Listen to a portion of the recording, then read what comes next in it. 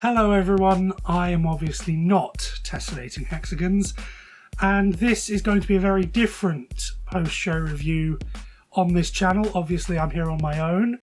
Tess unfortunately can't be here today, he's not very well. He hasn't been well since yesterday, and unfortunately he can't be on camera with us. And he's requested that I do the post-show review on my own.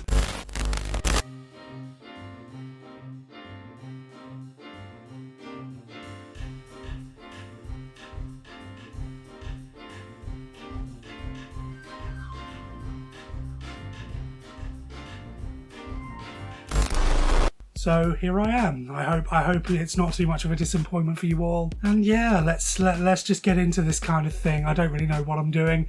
I'm just going to sit here and talk words at you for a few minutes. If you want to go now, that's completely fine. I'd be delighted if you could stay. So here we go, I guess. First off, congratulations to Italy. A very deserved win for Måneskin. Their performance was excellent, and it was a very, very exciting voting sequence as well. We'll talk about the elephant in the room in a little while, of course. But yes, Måneskin had an excellent performance. They really deserve to win. And it's so nice to see a very diverse top 7 in Eurovision. We've got a female power anthem, 2 rock groups, a few non-English songs. And it's just great for Eurovision that it's just so diverse. And any song can win. So I guess we'll get the bad part out of the way first, I guess. The United Kingdom.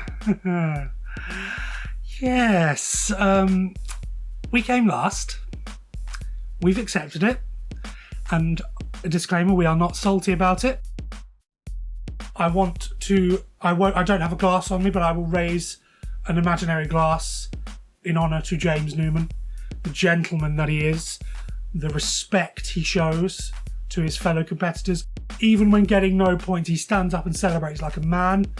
And I think he deserves a huge amount of respect. And anyone watching this video, please go and show James Newman some love.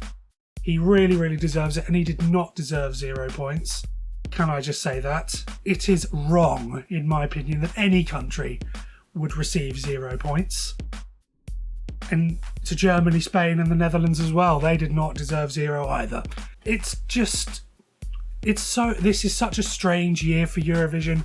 It was such a strong final, and these songs seem to just get forgotten in the end, and they did not deserve 0, and mathematically it doesn't make sense that they got 0, particularly from the juries, but that's the result we've got to live with. The UK has come last twice in a row. We can't exactly get any worse next year, so yeah, it can only get better from here, really.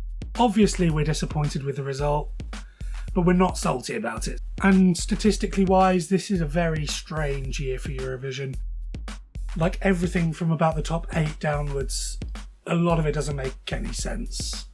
Statistically wise, it's just a massive anomaly. Like 4 countries getting 0 points in the televote, that's just ridiculous.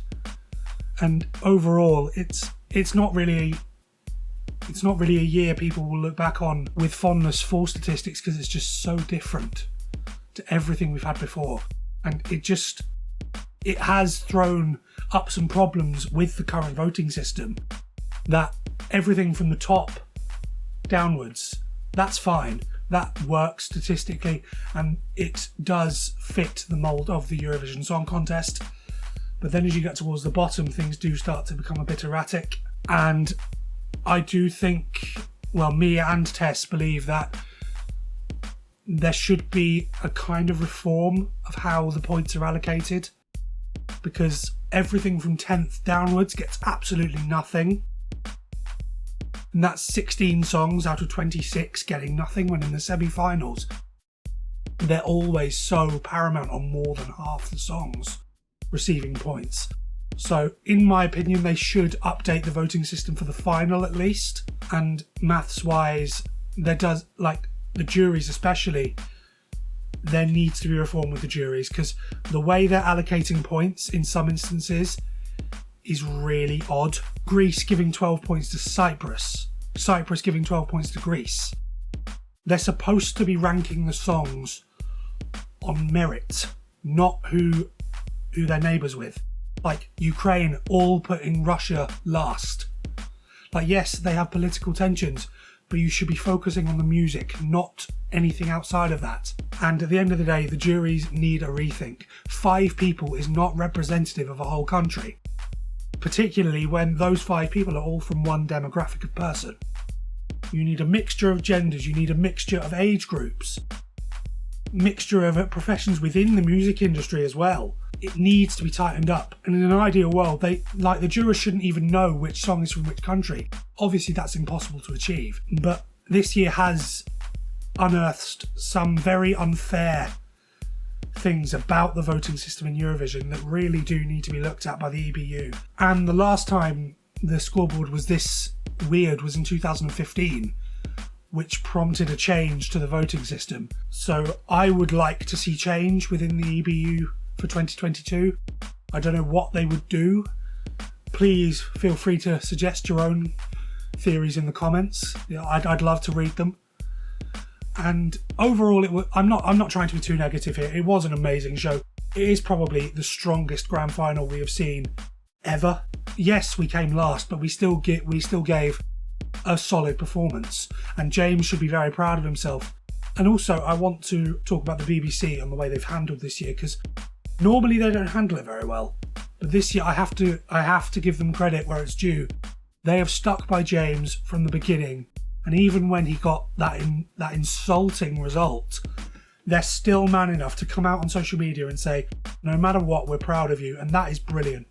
I'm so pleased that the BBC have done that, because they didn't do it with Michael Rice. And that was wrong. So I'm very happy with my country's entry this year. Yes, we came last. Yes, we got no points. But I'm proud of what my country produced. And if anyone in the comments thinks we're salty about the result, or who thinks, oh well, we're just Brits, we're never gonna be happy with anything. 1, f*** off, and 2, it couldn't be further from the truth. So at the end of the day, it was a great show. Everything about the show was good. The hosts were great. The postcards were great.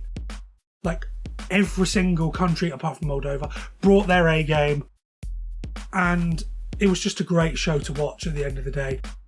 The result was insulting from a UK perspective, but overall Italy were a worthy winner. France, Switzerland, Iceland, Ukraine, a very worthy top 5. Finland coming 6th, that's really, really good.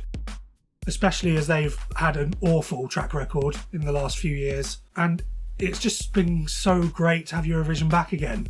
It's brought a slice of normal back to our lives where for the past year there hasn't been any.